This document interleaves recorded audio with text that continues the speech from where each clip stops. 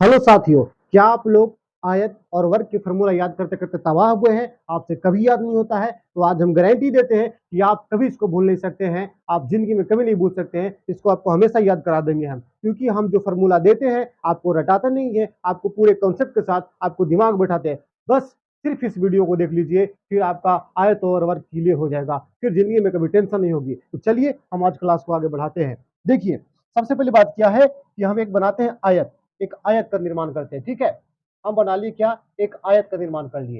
ये हो गया आपका आयत।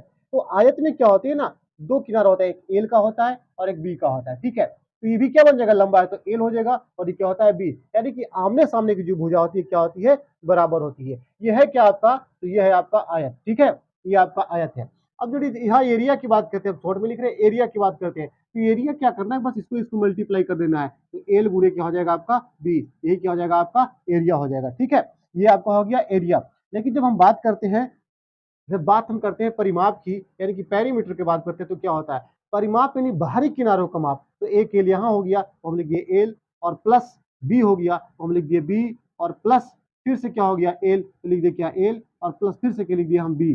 ठीक है, अब दो एल हो गया, यहाँ पे टू एल कर लेंगे, और यहाँ पर प्लस क्या कर लेंगे, टू बी कर लेंगे। ठीक है, अब यहाँ से क्या कर लेंगे, हम टू को कॉमन कर लेंगे, तो यहाँ क्या बचेगा, एल प्लस बी। यही तो होता है क्या, आयत का परिमाप। कितना आसान था भाई, जब बनाना इसको आप माथा रटाते रहते हैं, समझ में नहीं आता है। ठीक है, अब देखिए डायगोनल की बात करते हैं। डायगोनल यानी कि विकर्ण। तो डायगोनल यहां से हम ले लेते हैं। ठीक है, ये हो गया क्या आपका डायगोनल। ठीक है, आपको इसको डायगोनल कहते हैं, डी बोलते हैं। ये क्या है, एल, और ये क्या है, बी। तो सबसे बड़ी भुजा हो गया, यहाँ समकोण बनाएगा तो देखिए क्या बन गया, अब समकोण त्रिभुज बन गया। यहाँ पे बन गया कितना, 90 डिग्री बन गया, समकोण त्रिभुज हो गया। तो हम समकोण त्रिभुज आते क्या, कि कर्ण के स्क्वायर बराबर क्या होता है, लंब स्क्वायर प्लस आधार स्क्वायर। तो डायगोनल के स्क्वायर बराबर क्या हो जाएगा आपका, एल का स्क्वायर, और प्लस में क्या हो जाएगा आपका, बी का स्क्वायर। ठीक है, तो डी बराबर स्क्वायर उधर चला जाएगा, क्या बन जाएगा, रूट। क्या हो जाएगा आपका, एल स्क्वायर, और प्लस में क्या हो जाएगा आपका, बी स्क्वायर। यही तो होता है फॉर्मूला, इसके लिए क्यों माथा पेचिश करना। ठीक है, अब ये आयत समझ गए। अब आपको वर्ग बताने वाले हैं। वर्ग भी सेम ही होता है, वर्ग कुछ अलग नहीं होता है, वर्ग ही सेम होता है। बस आप देखिए, ध्यान दीजिए, वर्ग क्या होता है। आपको एक वर्ग की रचना कर लेना है। ठीक है, आप एक वर्ग की रचना कीजिए। जैसे मान लीजिए कि वर्ग की चारों भुजा बराबर होता है। हम एक वर्ग बना लिए, और इसकी चारों भुजा क्या है, बराबर है। तो भुजा को ए से रिप्रेजेंट करते हैं, ए, ए, और ये क्या, ए। चार भुजा हो गई, चलो चारों के चारों भुजा ले लिए।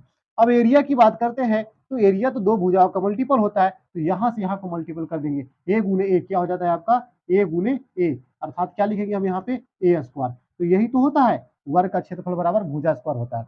अब पेरीमीटर की बात करते हैं, तो पेरीमीटर क्या हो जाएगा, जिस प्रकार आयत की चारों भुजाओं को माप किए थे, उसी प्रकार वर्ग की चारों भुजा को मापेंगे। तो क्या लिखेंगे, ए, फिर से प्लस में किया ए, और फिर से प्लस में किया ए, और फिर से प्लस में किया ए।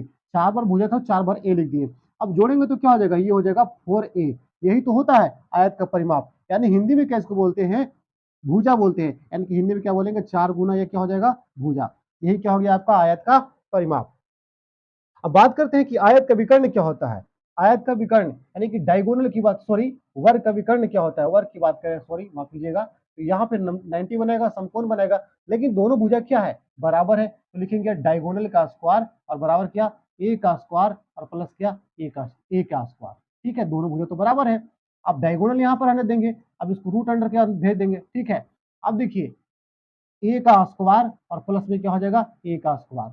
ध्यान दीजिएगा, आप रूट अंडर तो रहेगा ये। ठीक है, डी बराबर हो जाएगा, लेकिन ए स्क्वायर क्या हो जाएगा, 2a स्क्वायर हो जाएगा।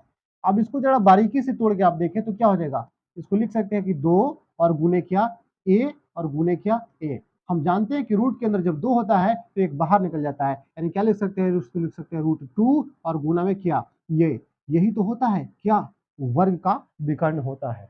उम्मीद करते हैं आप लोग बड़ी बारीकी से समझे होंगे, और इसके बाद कभी झंझट नहीं होगा आपको फॉर्मूला याद करने का।